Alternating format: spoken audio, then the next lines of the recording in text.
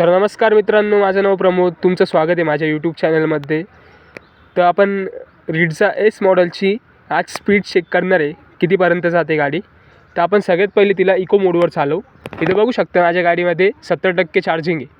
70 किलोमीटरपर्यंत जाऊ शकते 70% चार्जिंग. तर आपण तिला आता चेक करू कितीपर्यंत स्पीड घेते गाडी इको मोडवर.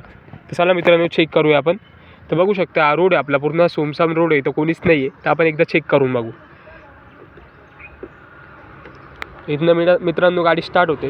आपण पहिले स्टार्ट करून घेऊ. फुल स्पीड केली बघा मित्रांनो.